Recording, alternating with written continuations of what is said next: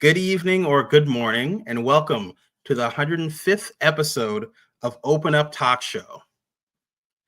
Community has always given us a strong sense of belonging and just a richness in being self-aware of who you are and where you want to go in life with that community support. Now, when I think about community, I think oftentimes about the Black community. This month is Black History Month. There are tons of historical events that are happening, as well as social events. I've been to a couple art galleries, and I've felt this strong sense of community and belonging through the richness and the diversity of different types of communities, uh, and just the history as well. Such a rich history. And I can't stress the importance enough of that. We'll break it down more with my guest, who is from Australia, and we are going to get into community, connection, and a sense of oneness. I can't wait to get into it all with you. Our organization, Voice of Men 360, has no limitations with gender, age, nationality, or ethnic groups in sharing your life journey. All walks of life can participate. And we'd like for you to participate, especially in our comment section below, which is moderated by the founder, Savam. Before we get started, I'm going to read a bit of a disclaimer that we have.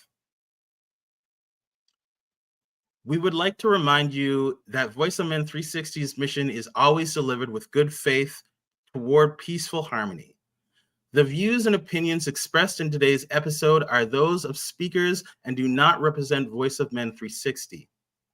Our organization engages in discussion forums to offer inspiration and create awareness of the issues of men who wish to overcome their life challenges. We are not providing medical or therapeutic advice. Should you require that type of assistance, we recommend you contact a medical professional immediately. Now, our guest today, coming all the way from Australia, is Kosta Michalopoulos. He's a registered nurse, mindset coach, and root cause therapist. Welcome, Kosta, to Open Up Talk Show.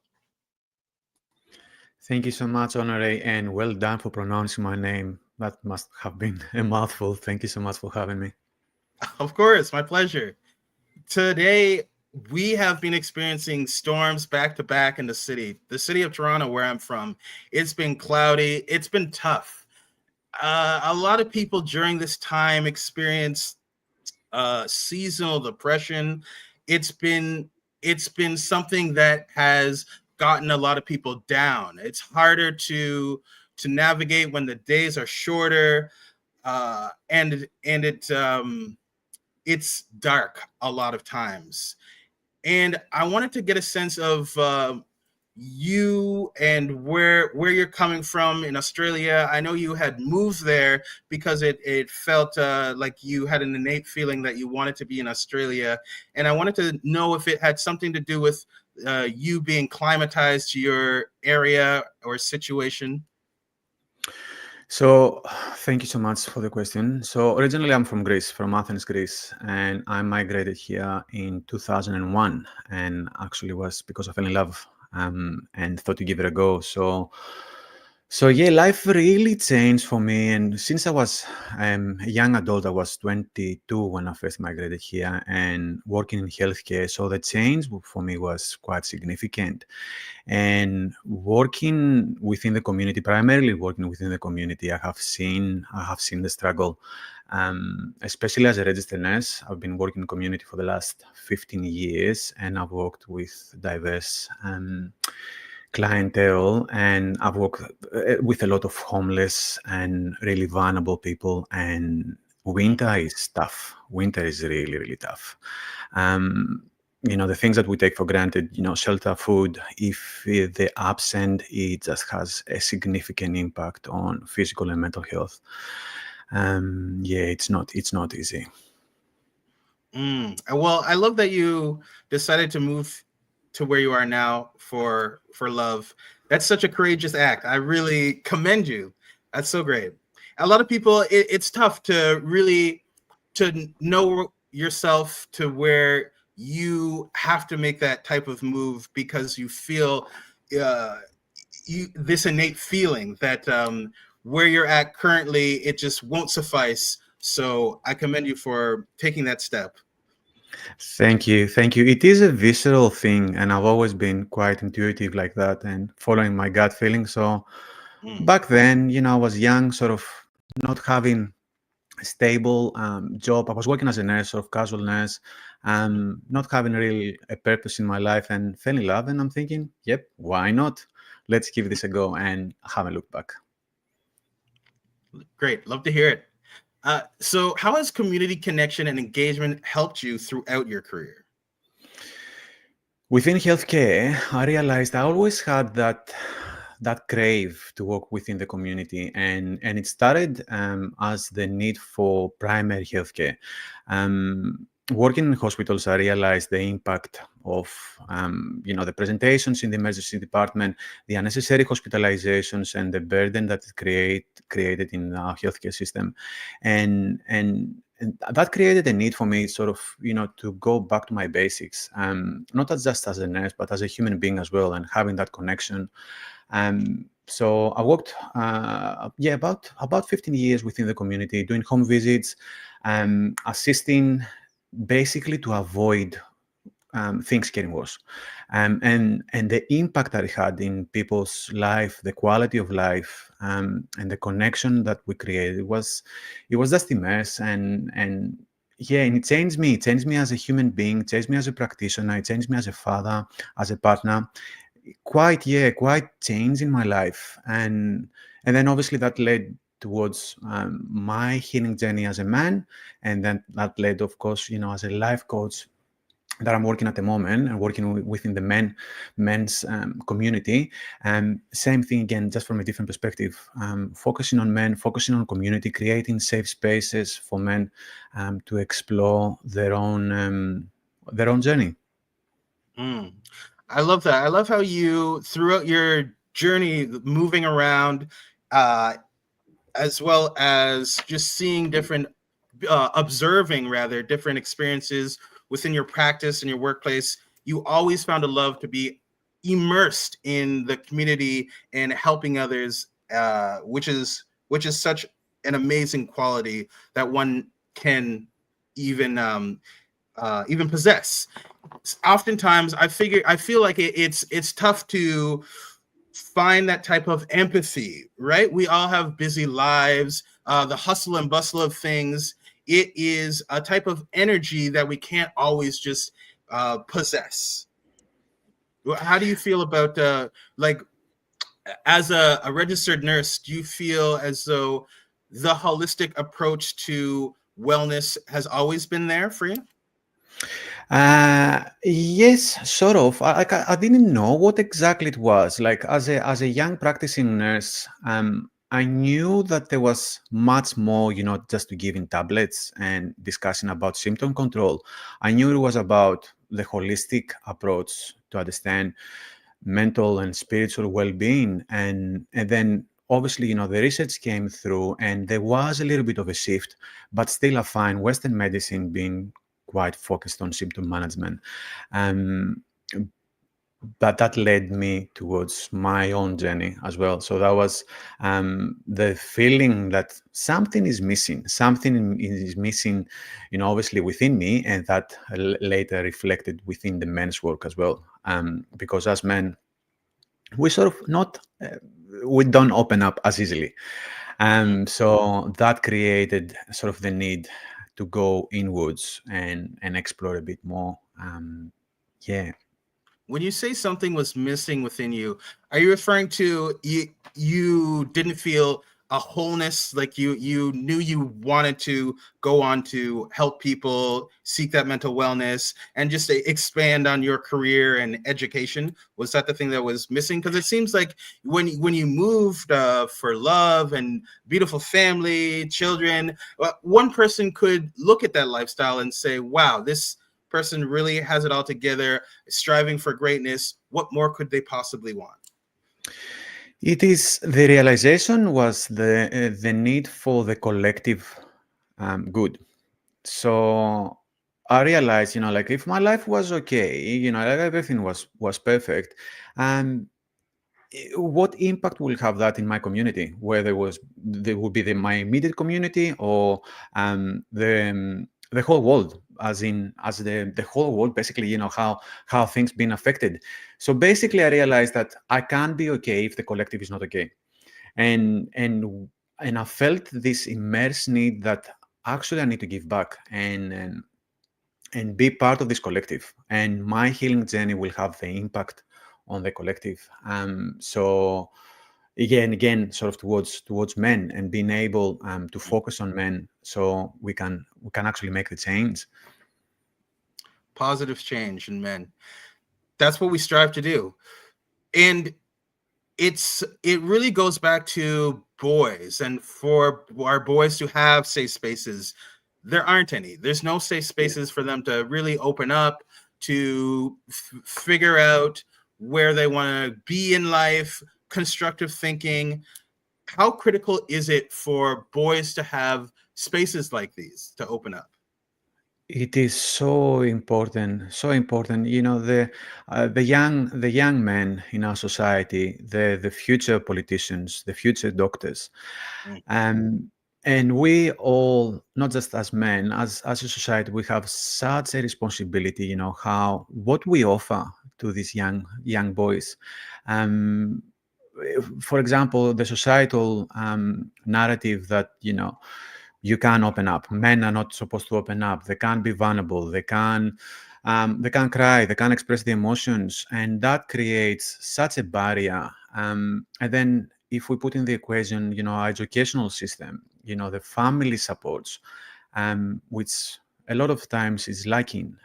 So we create an environment where trauma is not being addressed, limitations are not being addressed. We're not empowering our young men, so automatically we start with all these disadvantages. So, and that obviously has a reflection, on men later on in life, and has a significant impact on our society. So you're saying through our educational system, it needs to be promoted more, the empowerment of Absolutely, men, because it's not existing. absolutely. Mm. Absolutely. I'm not really sure what's the curriculum in Canada, but yeah, like if we have a look, where is sort of the resilience, where is the vulnerability, emotional intelligence, and I'm all up for an academic education, but we need to find a balance, how to actually empower these young men. And then there's also the lack of role models in our society, through social media. um, yes, like what are we actually offering these young boys? They have nothing to hold on. Mm. What are we offering? That's a great question. I want to talk about root therapy. What is root therapy? Okay, so root cause therapy is a modality, is a healing modality which originated here in Melbourne, Victoria, from the Center of Healing, and basically it is timeline therapy, identifying the root cause problem, whether it's generational trauma, whether it's childhood trauma, and it addresses specifically on that trauma and healing any blockages and anything that's holding us back. So yeah, that helps, with the healing journey, being able to let go of anything, any blockages, and focusing on empowering ourselves. Okay, how do I access root therapy? Can I access it all the way in Toronto? Yes, absolutely, absolutely. So there's lots of practitioners around the world, including obviously myself, and you can even study in the Center of Healing in Melbourne, Victoria. It's a very powerful modality. It's a very powerful modality because it's identifying what's holding us back, and it Mm. goes straight at the root cause issue and any blockages. So yeah, it's very, very powerful. You speak about what's holding men back for reaching their full potential. Now, Yes. when I think about reaching my full potential, I think about reaching. Potential. I would like to get to a point about where like I can access tools to possibly reach the full potential. But in my life, I like to create art. I am a fine artist. That makes my heart full. I like to help others, teach others, and uplift our youth. And for me, that gives me a sense of where my potential is at. And if I keep on this path, it's a steady incline, and I know I'm hitting such a great place in life, helping others, helping myself, affirming others, but I don't know if it is full potential. How do I get there? What are the tools I need? That is a very good question, and it's the journey and how exciting it is not to know what's your full potential as well. Like, and your potential, from today to tomorrow might change as well. Um, it's what I offer through my work is basically giving you the tools so you can do all your exploring, so you can understand what do you like, what are your boundaries, what are your aspirations. Because again, especially for us men, we have been so constricted and conditioned, like to be the providers, to be sort of, looking always at everyone else and not having that time for ourselves, not being authentic with ourselves and putting our needs aside. And and being able to know exactly what you want in life, I think this is what we all want, whether it's going to be through being creative, fine art, or whether it's going to be just, being a father and being a provider. There's no right or wrong, but being able to know exactly what's your purpose, I think that's very, very important. Yes. And so being able to know exactly what your purpose is, I feel as though having a creative outlet, like I mentioned, is part of my purpose, helping others, affirming. And I know as a creative, we share the same. You're a photographer, you're a musician. So talk about that, your creative outlet in tandem with therapy, helping others, and uplifting men. The way I see art is the expression of the soul. It's whether it's, in the conscious or the subconscious, is letting it all out. And that feeling when you're creating from a place of authenticity, whether it's gonna be a piece of art, photography, music, whatever it is, it's that feeling. It's like it feels so good. And it's not and you know that it's genuine and authentic because you don't need the validation. You don't need the likes on the social media, and it's coming from your heart, from your soul. And that itself, it's so healing because it gives you the power to actually express what's holding you back. I do a bit of poetry as well, so that's another thing. It started as a journaling exercise and then became poetry. I don't share it with anyone. I don't need to share it with anyone at this stage. But for me, it's like so therapeutic because I just let it all out. I put it on a piece of paper, and then maybe a month later I'll have a look and realize the power of the words and how healing that is, and how I was back then, how I am today. It's a bit of a reflection exercise as well. All these little things, whether it's picking up a guitar and doing a solo, like it's so healing for the soul. I like how you say it can just be for yourself, not necessarily monetized, but for affirming and empowering. It's always great to have that creative outlet, that creative bone. Doesn't necessarily need to be put on social media for the likes, because that too can be quite harmful to one's mental health. Getting caught Yes. up in that social structure, those constructs, and it's always good to unplug, get outside, create art through whatever modality you choose. I'm a huge advocate for that. Completely agree. Completely agree. And it's funny how especially over the last 2 decades, I reckon, like how our society has changed, and especially for the young men, like how they rely on the likes and the validation through the social media. Like imagine the days back in the day, where you used to walk down the street, and if three people turn around and say to you, oh my God, you're beautiful, you'll be like, oh, like so overwhelmed. But now if you only get 3 likes, on your photo, you're like, oh, only 3 people liked my photo. um, like we just keep raising the standard higher and higher for this validation, and we don't really need it. It all comes from within. If you're okay with yourself, that just radiates with everyone. We don't need that external validation. I completely agree. It's more about personal interaction than online action. It's always been that way for me, and it I feel as though we're raising a what not particularly society, but a generation is being raised where it's mostly online learning and just online media, and it kind of warps how people validate things and how we interact with people, and just it's kind of scary to see it all come to fruition in that sense. But like I said, it's always good to get out, go hiking, camping. We even talked about going camping off screen, and I think it's great for just one's mental health, to get in tune with yourself, and even having that type of discipline to provide for yourself, having those uh, basic basic tools to provide for yourself, great life skills. Yes, yes, yes. Connection with nature, so important for myself, especially. Just I find peace every time, whether it's gonna be just a little hike, a walk. We're quite blessed here in Melbourne. Like within half an hour, 40 minutes, like I can reach either the ocean or the forest, and it just fills my battery. Just getting out of the city, the hustle and bustle, and just reconnect with nature.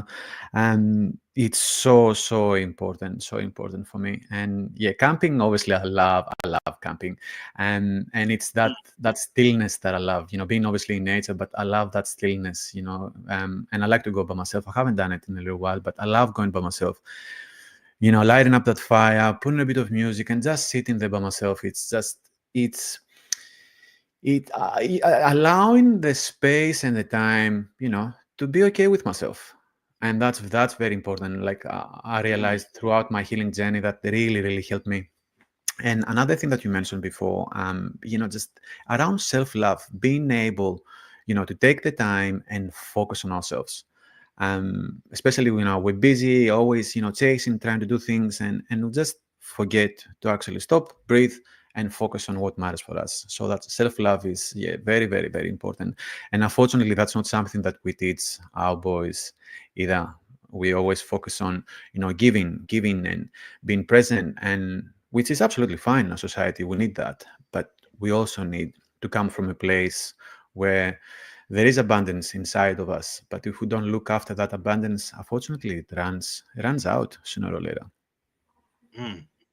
You mentioned being okay with being with your thoughts and being alone with your thoughts. Can you speak more on that? Because I remember there was a time where I myself, I was feeling isolated, and I was relying on social media for me to feel good and whole. It was during a time of the global pandemic, but I constantly had these types of thoughts. The isolation definitely didn't help, but it's for me, I had to create a space for myself to feel okay being alone with my thoughts. And in turn, I began to empower myself just by little things daily, even in the mirror, having affirmations to myself in the mirror. And it was quite powerful. Do you have, would you say that experience resonates with you? I had a very similar experience during COVID. The first wave, I really struggled emotionally. I wasn't able to go out, and Australia was quite strict, with the policies back then. So, um, yeah, like I remember myself looking back, wasn't really doing anything, looking for that validation through social media, just completely isolated, questioning pretty much everything. And then during the second wave, it was like I got empowered. Like the whole isolation worked um, for me because I was able to look inwards and have that time by myself, and that's where the awareness kicked in. Okay, what's happening? Why am I feeling this way? Why I want to do this? Why I want to do that? So a lot of time by myself, and I actually started structuring my thoughts. and how they were affecting me, what I really needed. And please don't get me wrong, that wasn't an easy process by far. It was sort of like peeling all the layers of the onion, and then it was just endless. But that was the start pretty much of my journey, of my healing journey, where I started looking back throughout my life, my childhood, my relationship with my parents, relationships in my life, and that's when everything started happening. And I allowed the time, I allowed the space and the thoughts to come in. And yes, and it was actually quite empowering, because it didn't come from a place of judgment and there was no critical thinking. It was just like allowing everything to come through. So like a step-by-step process of you building yourself up again. And you mentioned structuring your thoughts, which I found was brilliant. That really resonates with me. Whenever I structure my daily tasks and schedule for the day, it only takes a few moments out of the day to do it consistently every single day. I find it just boosts my mood, and I'm just more on track. It's a form of discipline for me to do this, but it's good. It's such a good feeling, and I always feel like it's just necessarily in my life going forward. I never used to structure my thoughts in this way, but it makes a world of difference when I do. Completely agree. Completely agree. And I will bring up a word that everyone uses it these days: triggers. The Mm, trigger, instead of being a trigger for a reactive response, it becomes an opportunity for growth. When you actually take a step back and you see what's triggering you, why you being triggered, how you're gonna react, why you're reacting this way. And for me personally, became this opportunity of, okay, let's try and restructure things. Let's see why we're doing it this way. How can we do things? And obviously this is an ongoing process, but I'm getting better at it. I'm getting better at it with lots of love and self-compassion. one day at a time. Yes, So absolutely. I want to talk about men's spirit. How do you provide value to your community through men's spirit? First off, what is men's spirit? Okay, so man spirit is the idea behind of what's here for me and what I want to give back to the men. And just it's basically what it is I want to change how we function, how we feel, and how we live our lives as men. um I know that's I'm setting the standard really high, but yeah, I'm not going backwards with this. So I created the That's men's great. spirit about a year and a half ago. um Basically it's I want to create a safe space so we can be vulnerable and authentic with ourselves. So we can connect. That's the other thing as well. As men, like, we lacking the real connection, whether it's because we're struggling with our own emotions, whether because we have all these societal expectations, how brotherhood looks like, and I want to change all these narratives. And I want to help men to go through their own healing journey and empower themselves. And at the same time, I want to create um, this environment where it will flourish these relationships. Mm, so important, so valuable. And I love the skills and the keys that you offer through this, through your services and your practice. So before we wrap things up, I just want to tell the people, if you'd like to be a guest on our show and are willing to be a part of our organization, you can contact us directly. Please reach out. We would love to work with individuals, professionals, experts, community organizers, associates, corporations, government officials, and businesses. Our phone number is 226 289 8784. Email address info @voiceofmen360.org. Website www.voiceofmen360.org. You can find us on all social media platforms. Our Facebook page, join our group, see our daily activities and posts, invite your friends as well. We'd love to continue the conversation. Kosta, tell the people what you have going on and where can we find you. Okay, so the menspirit.com, we're basically, at the moment, what we've been offering, we started about a month ago, a weekly video update for our WhatsApp community. And basically what that is, every Monday, the men, if they choose to, they will upload a video of themselves, just about a 1 minute video, basically stating the struggles, the wins, any challenges, and seeking advice if they want to, and the group basically assists as need to. We also have monthly gatherings face to face. We try to focus more on the face-to-face, which is unfortunately is quite limiting because obviously we can't reach as many people as we want, but it creates that connection. So every month we gather here in Melbourne, and we go pretty much whatever comes on the day. So we like to go as deep as possible. So that creates a safe space to open up. We hold regular walks in nature every couple of months.